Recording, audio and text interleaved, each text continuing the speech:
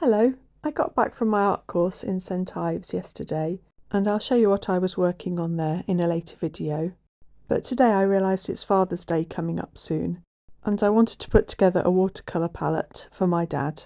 So I thought I'd better do that today to give the paint time to dry out in the palette before I send it. I remember my dad trying out watercolour painting when I still lived at home.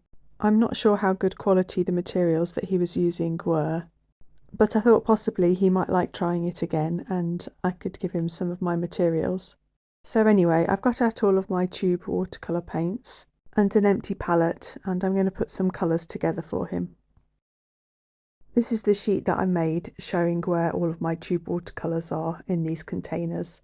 So each section on my sheet corresponds with a different tub that I've got.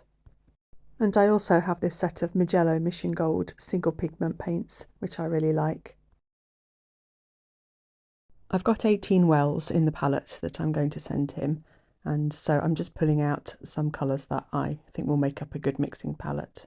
So I've pulled out Daniel Smith's Buff Titanium, then Mijello Mission Gold's Lemon Yellow, I've got Jackson's Indian Yellow, then I've pulled out Mijello Mission Gold's Red Orange and Daniel Smith's Pyrrole Scarlet. This is Daniel Smith's Quinacridone Rose, then Sennelier's Permanent Magenta, Mijello Mission Gold's Dioxazine Violet, Daniel Smith's French Ultramarine, Mijello Mission Gold Cobalt Blue No. 2, Sennelier's Phthalo Blue, then Jackson's Indigo, Lukas Cobalt Turquoise, Sennelier's Forest Green, Jackson's Hooker's Green, Sennelier's Olive Green, and then I change my mind and take out the Hooker's Green.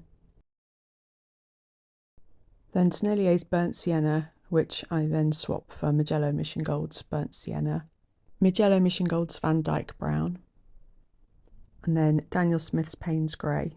I then decide that we can dispense with the red orange and that Mijello Mission Gold's Yellow Ochre might be more useful for my dad. I then put the paints into a Mijello 18 well paint palette. This is one that I already had, but it's still in nice condition. I'd come to the end of my Daniel Smith's Pyrrole Scarlet, but I've got a backup one on hand. I decided not to include the Sennelier Permanent Magenta. From what I remember, my dad was more interested in doing landscape paintings, so I include another green later on. I think I'm quite happy with this selection for him really. I've got a cool and a warm yellow, there's a cool and a warm red, and then there's quite a good selection of blues. I'm not sure how confident he is in colour mixing, so hopefully I've included some useful mixers as well for him. Instead of the permanent magenta, here I'm including Mijello Mission Gold's Green Gold.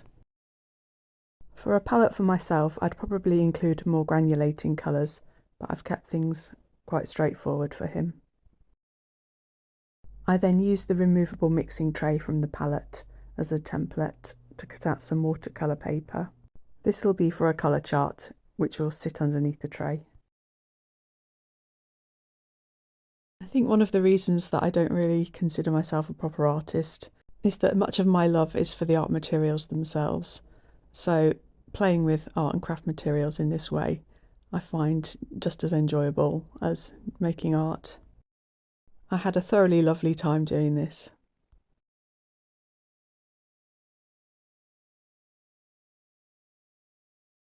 So just to talk about the colours themselves, I think Buff Titanium is a lovely colour for mellowing down other colours. You can get more subtle pastel shades than if you mixed pure white with colours. I really like this Mijello Mission Gold's Lemon Yellow. I think it mixes really nicely and I class it up there along with Sennelier's Lemon Yellow, which is probably my favourite, but I've run out in tube form. I don't particularly like warm yellows, but this Jackson's Indian Yellow is a very nice mixer. My two reds, the Pyrrole Scarlet and Quinacridone Rose from Daniel Smith, are both also really lovely mixers. They're transparent and I just think they're gorgeous.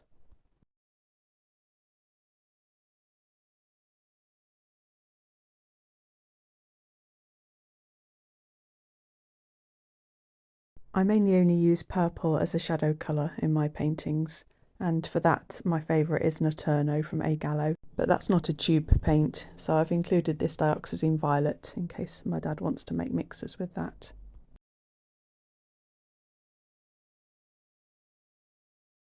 I think the Daniel Smith's French Ultramarine is a brilliant mixing blue, and of the French Ultramarines that I've tried, it sits roughly in the middle of how granulating they are. I don't have many blues in tube form that could be used directly as they are for sky colours, so I think this Cobalt Blue No. 2 from Mijello Mission Gold is quite a nice one.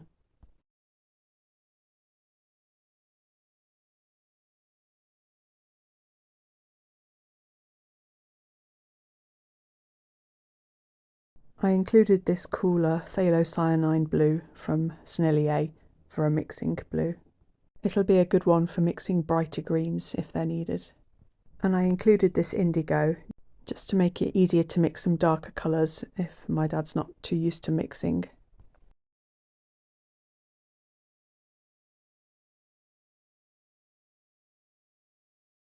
If I've got a space in a palette, I always like to add a cobalt turquoise, and this one from Lukas is the only one that I've got in tube form. It's a colour that you can't mix from a basic set of split primaries. Then I chose 3 greens, which I think are quite nice in their own right, but which are also fairly straightforward to add other colours to tweak them slightly.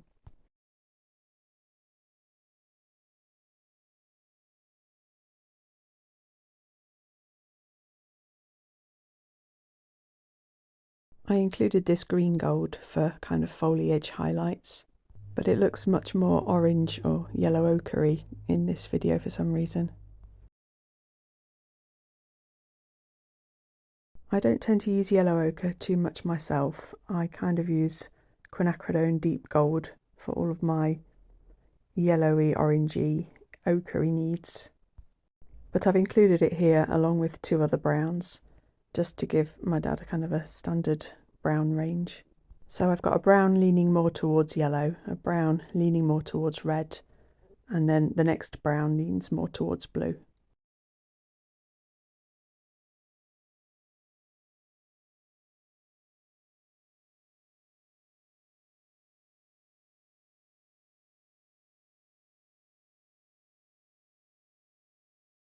I then included the Daniel Smith Payne's Grey because I think it's a nice standard neutral.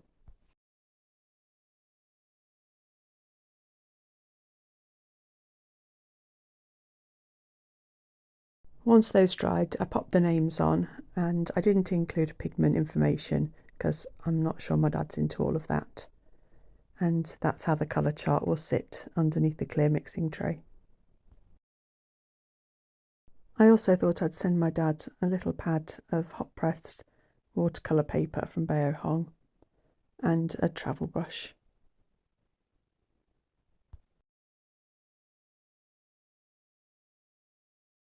And then, like I do on my own paint palettes, I printed out a sticky label with an old-fashioned manual Dymo label maker.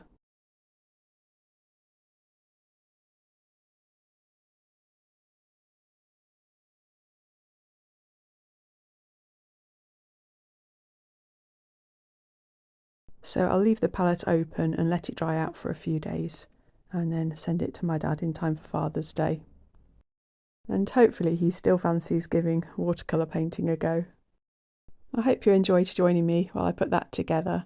Thanks ever so much. Bye!